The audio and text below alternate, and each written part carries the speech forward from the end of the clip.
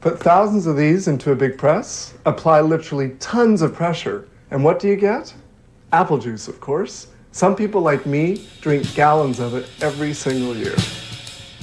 Here at Rougemont, they make apple juice mainly from McIntosh apples. Some 90% of juice production is done at the harvest time in October.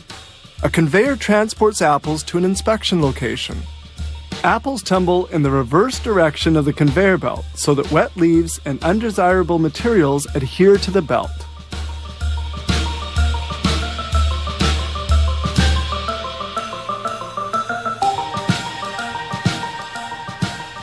The apples are stored in silos for several hours. In order that the apples are not too bruised in their descent, they're slowed down in this stepped chute. Juice making can now begin. Now they wash the apples. This first water bath eliminates pebbles since they also use apples that have already fallen from trees. A shower of cool water completes the washing process. The apples are then cut into little pieces in this grinder and produce gratings.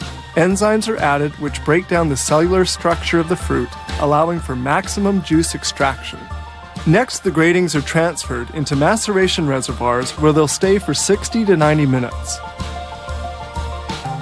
Then they extract the juice. The gratings are pumped into a powerful hydraulic press. Inside the press, filter sleeves hold back the skins, seeds, and stems of the apples. Quality control is strict. At each stage of the process, they draw off samples of juice to evaluate its quality and to make sure that fabrication parameters are well adhered to. The juice is filtered a first time. The very smallest undesirable particles are held back by this sieve. The fabrication process continues. Juice flows from one stage to another via these immense reservoirs. The next step will be pasteurization. Juice enters this exchanger at 22 degrees and is heated up to 88 degrees centigrade, then cooled back down to 50 degrees. Enzymes are then added to hydrate the pectin and facilitate the second filtration. This is the ultrafiltration process, where filter membranes with microscopic pores retain the smallest of particles. The apple juice is now perfectly filtered. Its clarity is verified, as well as its flavor, color, and natural fruit sugar content.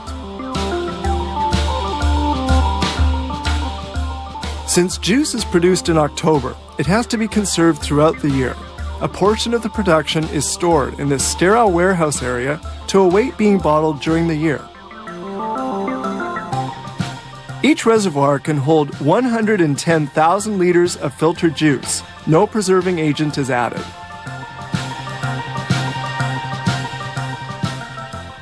Now we move to the next stage, which is the filling of the containers. These little drinking containers are filled at the rate of 100 a minute. The containers are then hermetically sealed.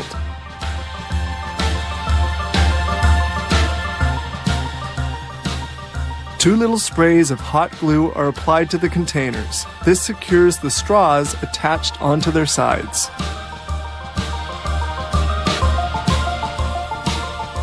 Another automated production line fills bottles with juice. They circulate in a row on this conveyor. Bottles are washed and disinfected with hydrogen peroxide in this white sterile room. Then they're rinsed with sterile water before being carried to the filling location. Each minute, 120 bottles are filled with pasteurized apple juice and sealed with a cap in a sterile environment.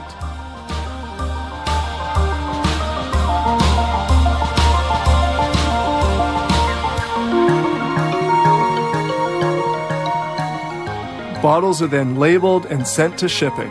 Between 20 and 40,000 tons of apples are transformed into juice yearly. Thanks to its perfect preservation, consumers can enjoy this juice at any time of the year.